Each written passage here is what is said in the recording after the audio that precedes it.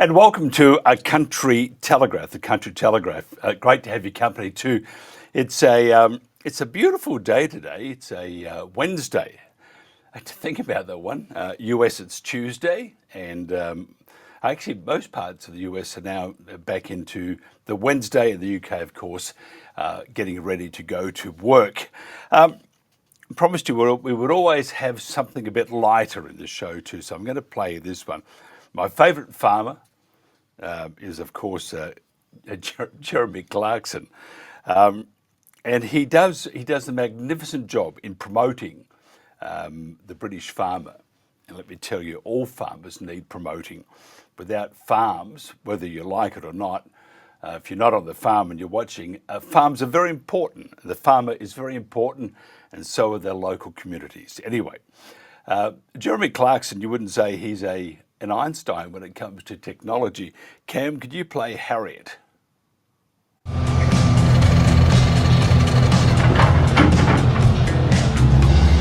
Okay, dokie. Seed and 12K. Sick. Happy days.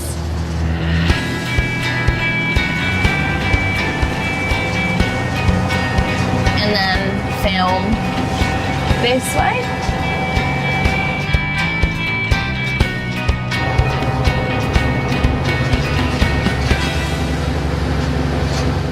Hi. Right, Charlie? How's it going? Well, she's brilliant. Good. I mean, well found. Good. I mean, I don't know what I'm looking for to see whether she's We'll go doing and have a it look properly. out there. There you go. That's good. There, look at that. Oh, yeah. Good depth. So that's well drilled. Perfect. I'm bloody glad we've got her. Yeah. Also, do you know what TikTok is? What? TikTok. I've heard of it.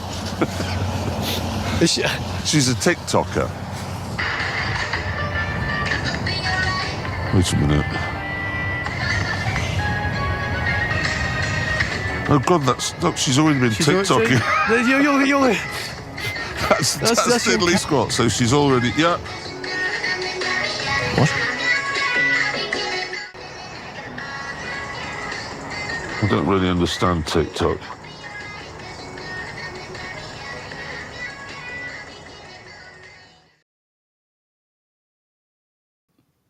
Well, there you are.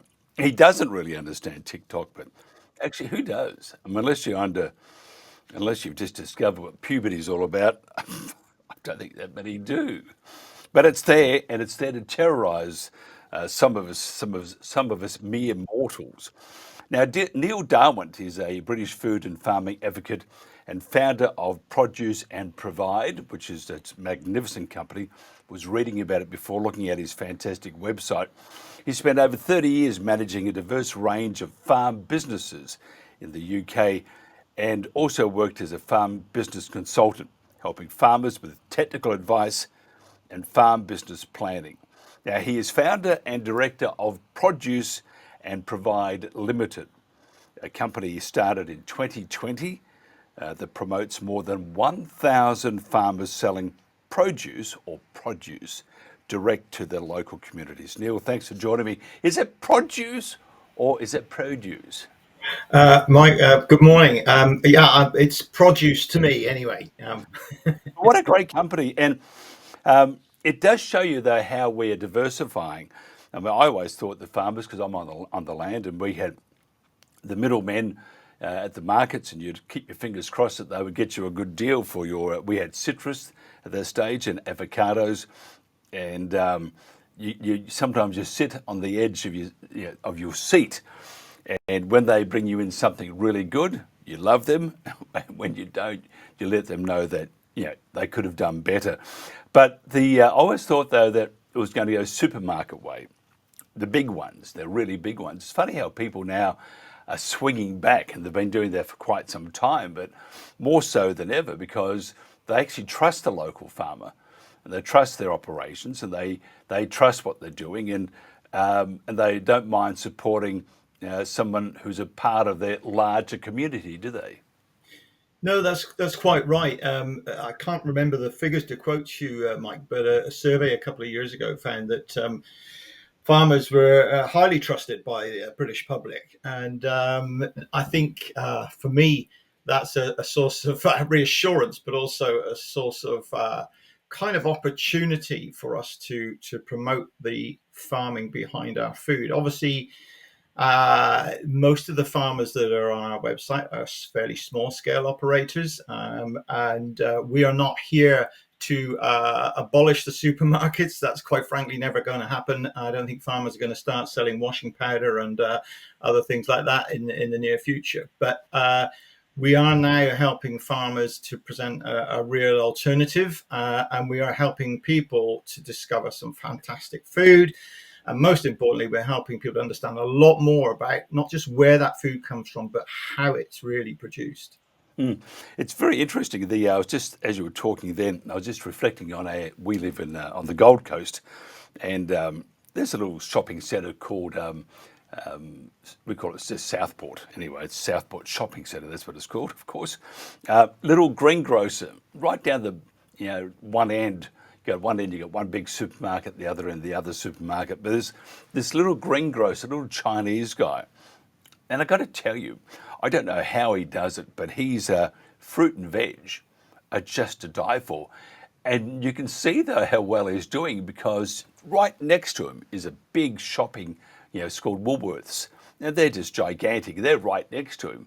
But this guy, normally they would crush him. He's doing great business because he knows his produce.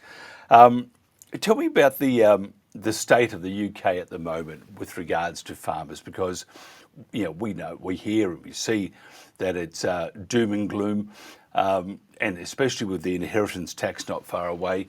Is it as bad as we are hearing and talking to farmers, or is there a light at the end of the tunnel? Is that light, however, a train coming towards you? Well, I'm not here to kind of broadcast doom and gloom, because I think it's really important for us to talk about a lot about what's good about British farming. But it's true to say that right now, farmers are having a particularly tough time. Yes, obviously news has travelled far and wide about the inheritance tax that's forthcoming and what that means to the future of family farms. I don't want to get too embroiled in the politics of that, but it's certainly a real threat and a real worry to a lot of farms now. So we're seeing a lot of farmers now succession planning advice, looking at how they can safeguard the future of their business for the next generation. And that's a big one. But also this summer, we have had an unusually dry summer, and that has caused real concern and continues through now into this coming winter, because on the one hand, we've had farmers who have had failed or disappointing crops out in the fields because of the heat and the dry weather this summer. But we've also seen livestock farmers, dairy, beef, sheep, those guys who are grazing cattle or feeding them grass and are struggling now to actually secure enough feed supplies for the winter. So the crops there again have been really disappointing. We've just had some rain in the last couple of weeks in the south of England that is making a difference, but for a lot it's going to be too little too late. Farmers now are actually having to try and look where they can buy in feedstocks. Some are having to sell off animals prematurely because they just know they are not going to have that food. So it is a really challenging time for farmers right now. Yeah, and you're familiar with Australia, and we'll talk about that a little bit later, but in Australia there are a lot of farmers are now, because it's so hard to make a living on the land, they're actually having these wind turbines, windmills plonked on their property, 10, 12 at a time, so that they get the initial hit. The downside is it doesn't do your neighbours much chop, doesn't do your farm much good, and there's a good chance that you'll end up footing the bill to pull the thing down, because that company that had provided the wind farm in the first place has gone belly up. So it is tough all round. You mentioned which is really quite concerning. Your winters are just dreadful. I can vouch from experience there.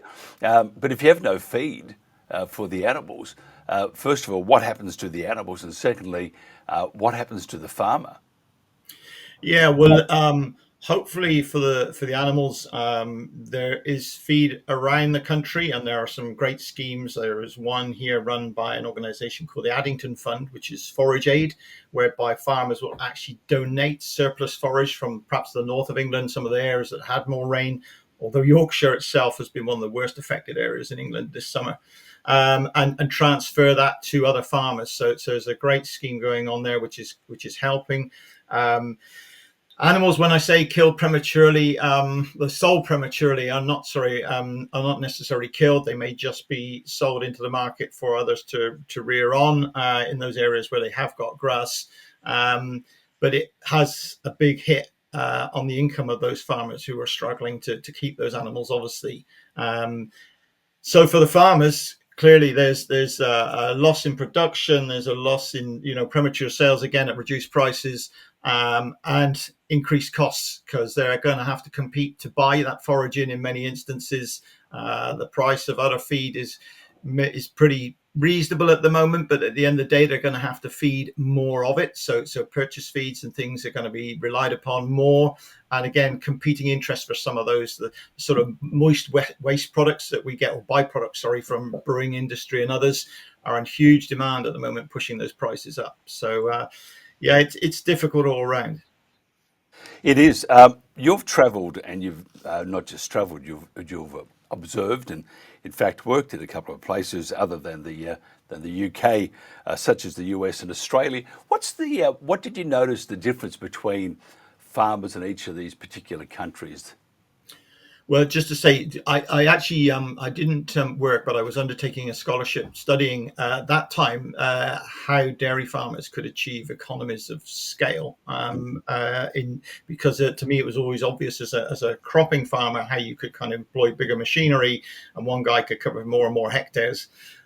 Those kind of ways were not as obvious to me in dairy farming. So, to compare and contrast, I came to Australia to look at people running maybe up to sort of 1,500 cows in one unit, out virtually all year round on a very simple grass-based system, against farms in America where they were predominantly housed and pushing very high yields, fed indoors.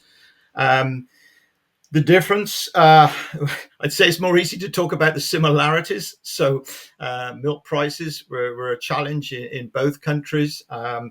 Lack of public understanding and engagement were also an issue. And the climate, again, particularly I think in Australia, where a lot of your guys are grazing cows and dependent therefore very much on what goes on outdoors in terms of the weather, really found those challenges again that we're experiencing now, and I'm sure they've continued to do so. In the States, where there was a more controlled environment because the cows being housed, that was less obvious. Yeah, interesting. And they drink different poison too. I think we drink too much beer. They drink that bourbon, and I think you guys drink whiskey. It's a terrible life. But I'm just thinking though, how do farmers? I mean, whether they're in the UK or the US or Australia, if you're doing it tough, you either have to pull a rabbit out of your backside, or you have to actually come up with something a little different. I mean, I look at Jeremy Clarkson, and even though he's a very wealthy man and he's got Amazon pushing his products and whatever, he went from the farm and then still on the farm created an outlet for his goods and packaged them well and created another source of income. Then he went and bought a pub, which I need to try out one day. But he did all these things, so he was adapting, he was developing as he moved along.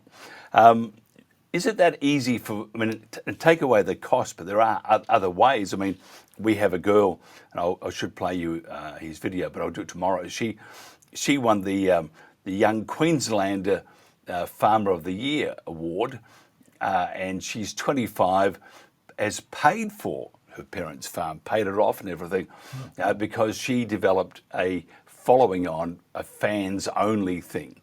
And therefore the money she made, and she's a fair income farmer, she actually made money from her being a farmer. And so therefore she adapted and developed a strategy to move sideways.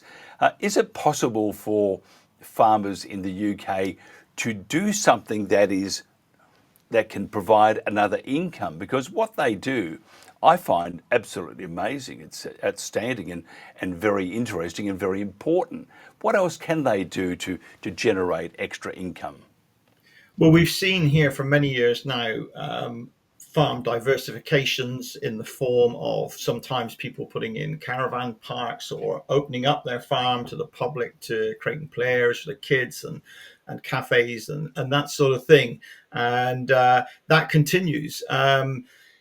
But fundamentally for me, I've always thought farmers ought to be able to earn a living out of farming, out of producing food. I mean, there is no more important job in the world than producing food. And yet so many farmers are struggling because of the low prices they get paid to survive just doing that. But I guess Produce and Provide really is all about a diversification, if you like. It's farmers who are shifting towards selling food direct from their farms. So they're taking the initiative instead of being the price taker that they've always been in the supply chain. They are now becoming the price maker here. So that doesn't mean to say they're recklessly profiteering or sticking on crazy prices, but they are able now to actually take control of their product right through from the moment it's born or planted to the point it actually goes home to somebody's fridge. And that is, to me, is a really positive step. It's a positive step for the farmer because the farmer can actually realize the true value of his product. When people shop in a supermarket, they pick something up and they kind of perceive the value in that product in their hand, and that's often governed a bit by the label or whatever it is, or their particular like for that product. What they don't see is the value of the farming behind that product, and that is really, really important. We blindly buy products off the supermarket shelf sometimes with no idea about where it really came from or how it was produced. So I often say that food loses most of its value the minute it leaves the farm. So a small family farm that has lovingly produced some beef or some vegetables or some milk can sell that off into a supply chain where it is then mixed and pooled with product from thousands of other farms, rendering the farmer completely unidentifiable in the marketplace, rendering the product a bland concoction of a mix with no provenance whatsoever. And farmers are now reclaiming that value. So it's about the fact that they are actually having to still get it processed. They're still going to get animals slaughtered. And there are some challenges to that through the lack of local small abattoirs in the UK at the moment, for instance, if you're a meat supplier. But farmers are processing on farm, so maybe pasteurizing their own milk, setting up their own butchery counters.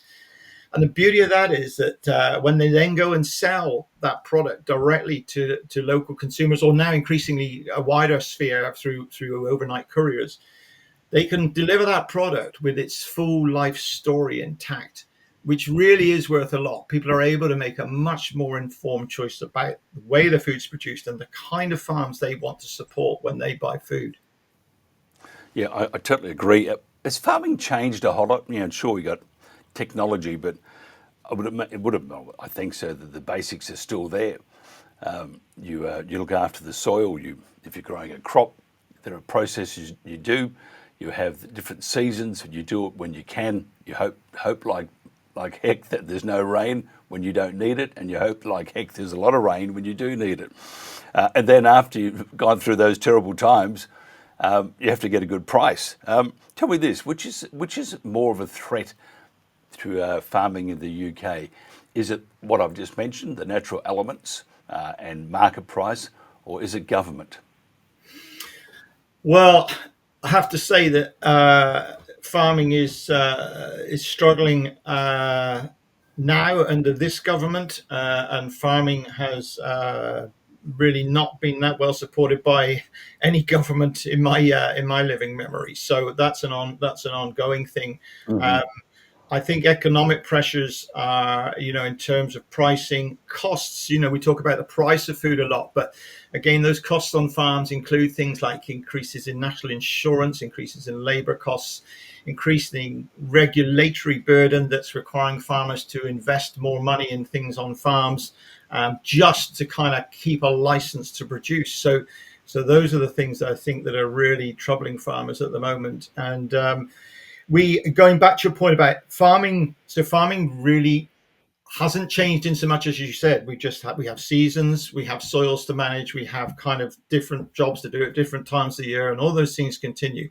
But what has changed incredibly is the structure of that farming industry. So we're seeing fewer bigger retailer outlets selling most of the food supplied through fewer bigger processors, i.e. dairy processors or big abattoirs. And through that, we are seeing fewer but bigger farms now producing our food. And I just had a figure here from the Liberal Democrat Party. Actually, I think it was last year, undertook some analysis of parliamentary data looking at farm sizes and structure. And they found that in the 18-year period between 2005 and 2023, we lost 30,000 farms in Great Britain. And that was 23% of farm holdings in that 18-year period. Dairy farms halved in that period from 18,000 to just over 9,000. We lost 10,000 cereal producers. And those are the really big changes. And this is, again, part of what Produce and Provide is all about. It's trying to help us maintain a tapestry of diverse farms, small, mixed farms, producing all sorts of food, because that's not just a nice to have. It's not just a kind of good old fashioned thing to have. It's actually really important in terms of our food security and our resilience. Having that diversity, having genetic diversity, for instance, in farm animals, is really important to our future. How does Produce and Provide actually work? What's the mechanisms? Do you sell it online? Do you have stores? Do you have markets? No. So my through my farming experience and some of these things we've just been talking about, I feel that the way forward for smaller farms is to connect directly with consumers, is to be able to tell their story and explain, as I was just saying, what they do and how they produce food. So Produce and Provide serves as that interface between consumer and farmer. So we have a website map where you can go in and you can put in your nearest town or your postcode, and you can search within a set radius of your home for farms, and the farms are identified on the map. For instance, red meat producers are red pins, dairy producers are blue. You can click on the farmer, you can then see the farmer, and you can find out what they're selling.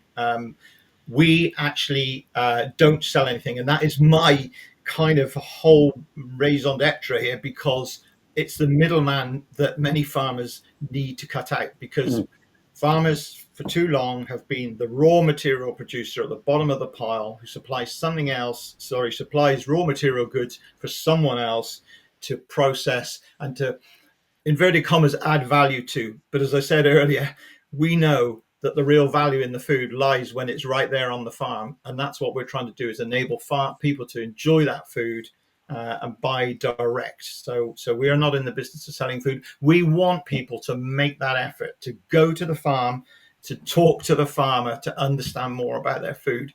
But on the other hand, we have to provide some degree of convenience. We have to make it easy. So people can order direct from a lot of farmers' websites online now. They can actually get courier delivery to their homes in some instances. But it's about connecting. If we are going to save small British family farms, we need to connect people directly with farmers to understand their true value. It's absolutely brilliant. And I think the farmer does need a real helping hand, and it's not an easy life. People, I mean, it's health. Well, I don't even know if it's healthy. I mean, what's healthy about getting up at 4:30 every morning, and then going to bed worrying about getting up at 4:30 the next morning and where the next quid's coming from, because it's very, very tough. Is the industry in a crisis at the moment, or is it heading that way, or have we gone through it, or what? Well, farming is kind of lurched from one crisis to another for so long, and it can be for all sorts of things. You go back to about 1996 and we had dreadful concerns with BSE and things. And, we still have TB as a blight on livestock cattle farms in the UK. Economic pressures have always been there. Farming is tough. and people do worry, and we see far too many people. Suicide rates in farming are far too high, and I do hear from people who are really distressed about what's happening to them and their farms and their families.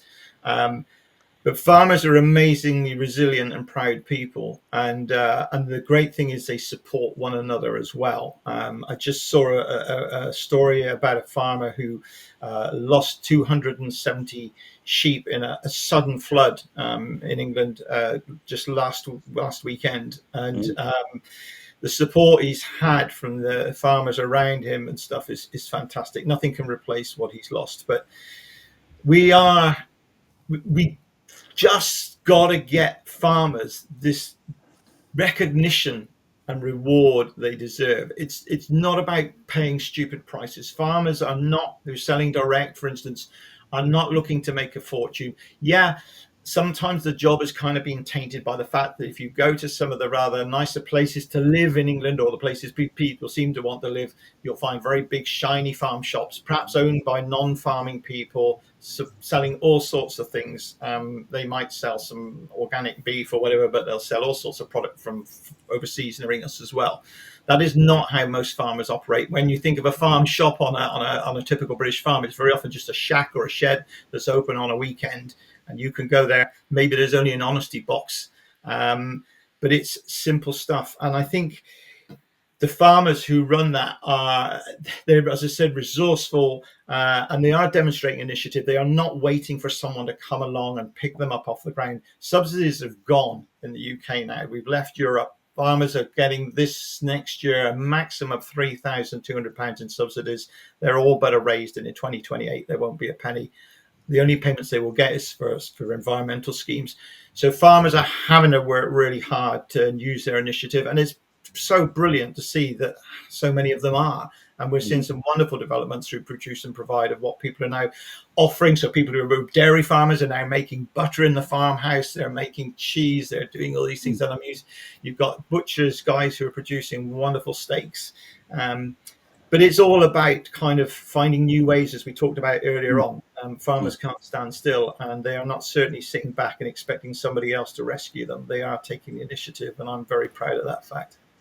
And the reason why we played the Harriet thing was, one, I think Jeremy Clarkson, the whole team are very good at what they do and promote. They are maybe not great farmers, well, Jeremy isn't, but the rest are. But they actually promote farming. But what it did show is that there was another way of getting the word out. Embrace technology. The girl in Queensland, Belle, who was the 25-year-old young Queensland Farmer of the Year, she embraces technology. And I think all these things, even because my dad was a farmer, what he knew about technology was that he could turn the toaster on and open the bottle of wine or a beer. But generally it wasn't his scene, yet he was a very good farmer. I think we need to, all these little things, it might only bring you in a couple of grand here or a couple of hundred there, but it all helps, and it means that you survive. An absolute pleasure chatting with you, Neil.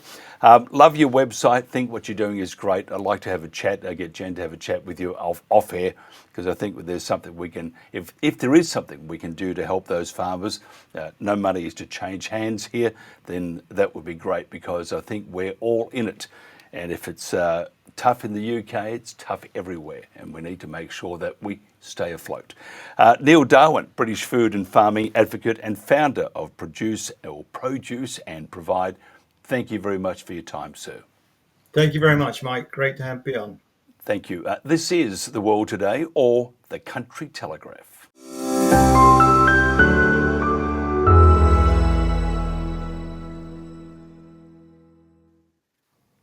And back again, by the way, the image behind me is around Swan Hill, just for those wondering where. And by the way, if you're not in Victoria, Swan Hill is on the Murray. It's about, what is it about? Charles Alder, bringing you in early here. How far is Swan Hill from Melbourne? Mike, it's probably about 6.5 hours. Yeah, it is, isn't it? Yeah, and not that far from Mildura, because I'm being a Mildura boy.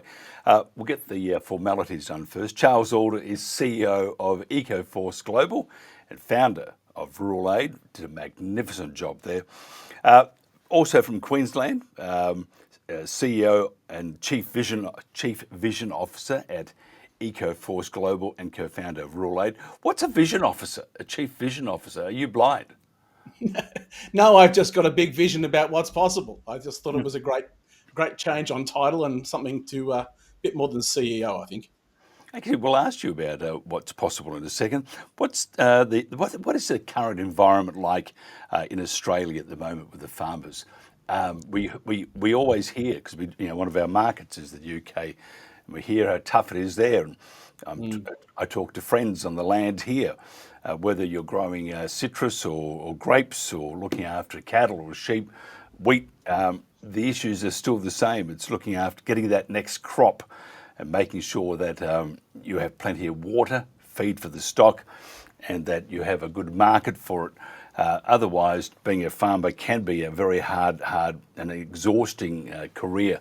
And at the end of the day, you're left with just your bum out of the seat of your pants, as my dad would say. How is it out there on the land? Well, Mike, I think there's challenges that a lot of our farmers are facing. I was talking with Warren Davies, who is the unbreakable farmer. He is a guy who goes around Australia telling his story about how he lost his farm and how mental health is affecting rural communities. And he's listening to people all the time. And he and I were talking just a few hours ago, and he said the big word on the lips of most people at the moment is uncertainty. It's uncertainty about climate, uncertainty about rainfall, uncertainty about price, particularly concerns around tariffs and what that might mean for both Australian exports, but also what it means for other countries who may take Australian markets. And in general, the mental health of our rural communities continues to be battered around, but that's a much bigger issue. There's two real issues at the moment which I think are quite rearing their head in quite sizable fashion. The first is that a recent report has been produced that says that rural Australia is receiving about $8.6 billion a year less than metropolitan Australians in terms of access and support for medical. And that's a very sizable amount of money, 8.6 billion. And something needs to be done about that. Rural communities need better access to maternity, GPs, blood tests, heart scans, etc. And the other issue is that, and particularly in Victoria, where we're seeing the Victorian government really take it to the farmers in terms of forcing them to allow wind turbine and power companies to access their land without the right of refusal. And if farmers do refuse, then they can be fined. And I believe the fine is in excess of $12,000. So these particular issues are really grating a lot of people. The health is a massive issue and has been for many, many years. It's not just the last 2 or 3 years. It's been around for probably since 2013 when I became aware of what was going on in rural Australia particularly. But they're big issues and they're dividing communities. And that's maybe it's a divide and conquer strategy of these energy companies, particularly with these wind turbines and power poles. But it's not good for the social fabric of rural communities. It's not, and here's something. We all go to the supermarket, and I don't think anyone has said otherwise, that it's so expensive. The price of fresh fruit and veg, all the other produce has gone up. I can tell you that the farmer's not getting that. This is where government needs to do a little more, even though they shouldn't be butting in free enterprise. However, having said that, you can't keep screwing the farmer. And having been on the land, and I was a very poor farmer, by the way. I make no bones about that. That's why I left, because I starved to death. Tumbleweeds for breakfast would have been. But the farmer is not getting his comeuppance. He's not getting what he's due, and it's because if you don't give it to generally the supermarkets, then what do you do with it? You got the three major ones are Coles, Woolies, and then IGA. Yet this guy we had before, Neil, what's his name? Neil Darwent. His company, Produce and Provide, they direct people to to the farm, so people can actually buy it from the farmer. There's maybe a way around it, but at the moment, you know what it's like, Charles, for a farmer to get a good price back from the market. If it's fruit, say if it's just fruit and veg, it's very, very hard, and the price of the price goes up. The amount you get is less, and there does need, I think, in Australia, probably a royal commission or something, but quickly, because farmers haven't got all that long to go. Because you mentioned suicides, and there'll be a lot of foreclosures, the plonking of windmills on people's properties. It's all very well putting the turbine there, but what happens if the company goes belly up? And by the way, it's not very, very good anyway. It destroys the land, and your neighbours, they get pretty well ticked off also. And then when the company goes belly up, who pays? It's left to the farmer. So it's very short term, but I understand farmer needs to make money, doesn't he? He does. I think there are already farming groups in Australia who have farmers markets, like what Neil was alluding to, where they're selling direct. But I think the challenge for Australia is that we're such a large country compared to, for example, the size of the United Kingdom, where you can drive from London to Edinburgh in probably a matter of 5 or 6 hours. In Australia, you're lucky to get out of a regional area in 5 hours. So although the predominance of fruit and veg, let's just take away sheep and cattle, for example, from the conversation, but fruit and veg is predominantly grown on the eastern seaboards around the Great Dividing Range. So it means that maybe you're 2 hours, maybe 3 hours from the coastline. But there's still the size of the country. I think the interesting thing around, for example, I was just talking with a gentleman the other day. We harvest bananas in North Queensland, and Woolworths take them to Sydney for their distribution centre, and then they ship them back to Cairns to stick them in their stores and retail them. Now, to me, that just doesn't seem to make any sense. But we have bananas travelling, 3,000 or 4,000 kilometres before they get sold to the consumer. Yeah, and fresh, except as like 3 days later, maybe not so fresh. Yeah, exactly right. So I think structurally Australia faces the challenge of distance, but farmers are looking, and there are some, for example, farmers in Western Queensland who have their own abattoirs on their own properties, and they do slaughter their own animals and sell direct to the public. They drive their trucks in from Charleville into Brisbane once a week and deliver direct to the customer. But they're only small operations. They really don't have any much in terms of scale. They might have 300 or 400 customers a week, but it's very challenging in agriculture in Australia. It's not getting any easier with the cost of doing business, and this is where I think government needs to either get in or get out. The cost of electricity in Australia has gone up ever since we've started to go down this road of renewables. We don't know, as Australian taxpayers, the total cost to the taxpayer of the money that the government is lending to these green companies. It's all off the balance sheet. It's all off the budget. So it's not actually reported each year at budget time how much the federal government is supporting and subsidising green power.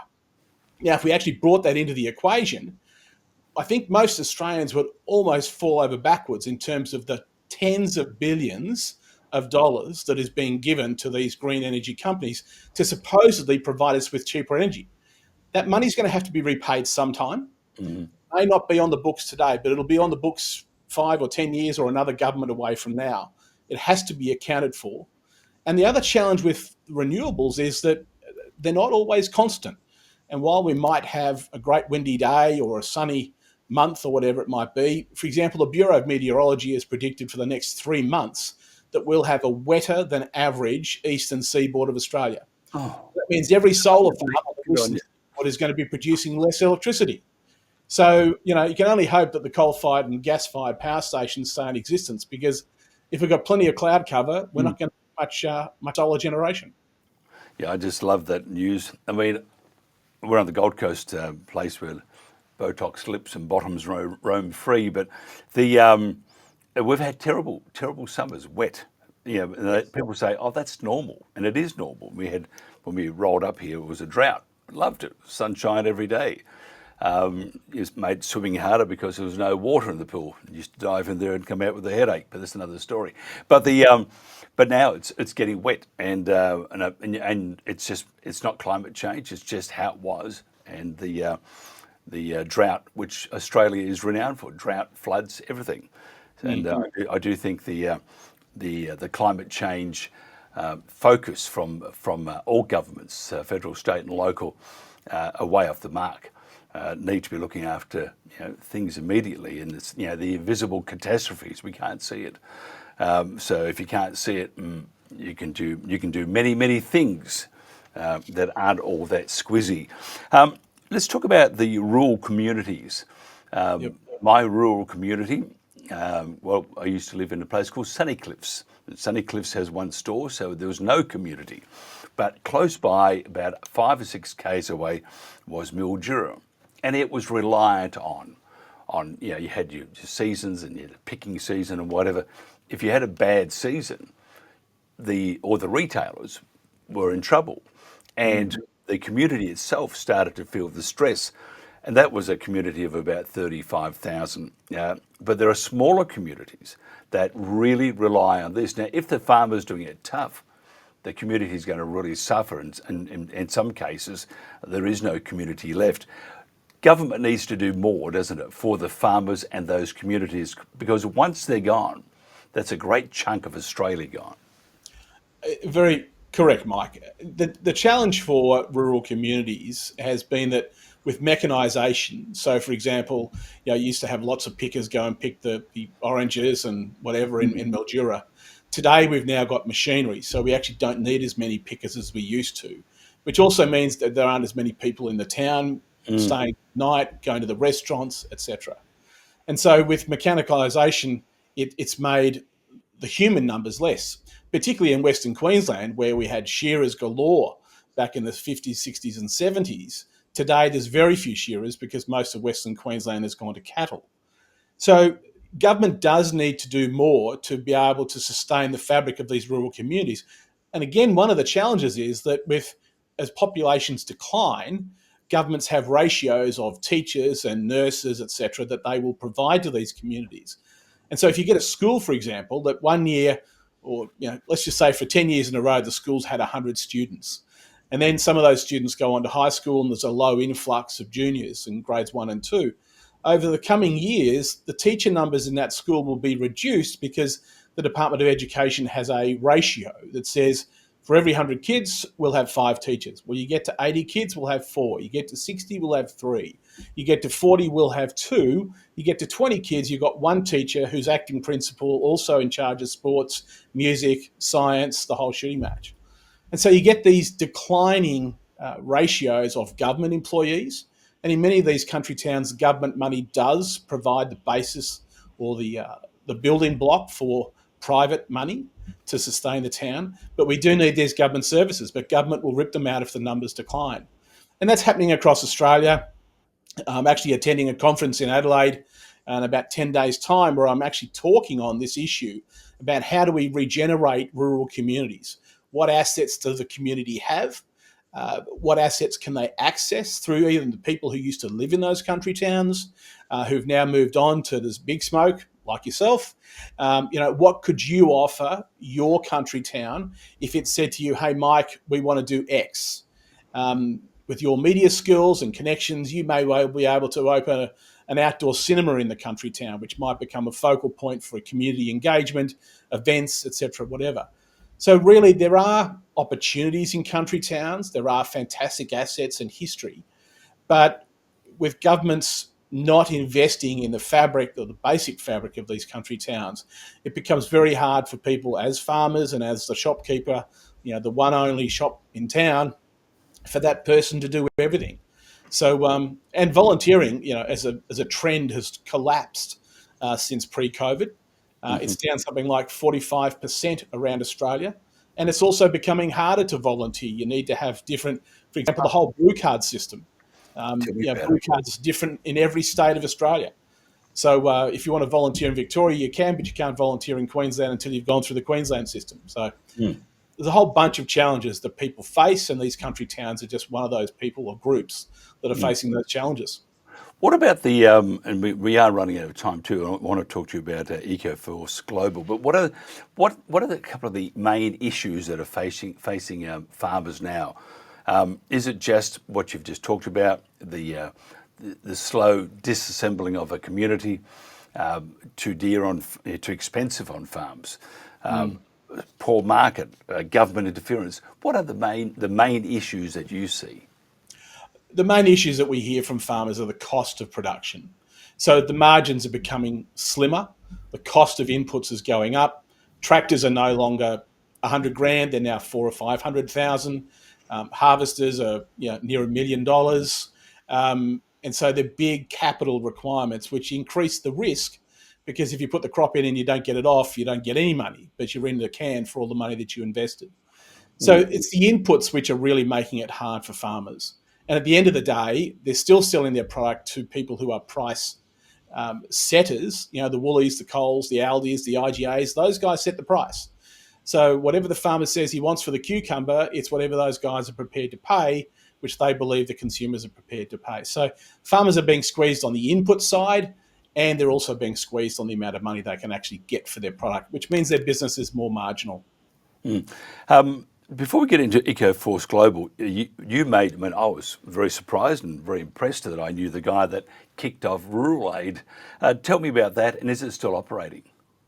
Yeah, the charity's still operating. It's still continuing to do good work in various communities around Australia who are flood or drought affected, particularly. They've been carrying a lot of hay into South Australia and Western Victoria recently. And they've got a bunch of volunteers at the moment who are on a number of properties in northern New South Wales that were flood affected earlier this year. So there's a lot of community engagement work still happening.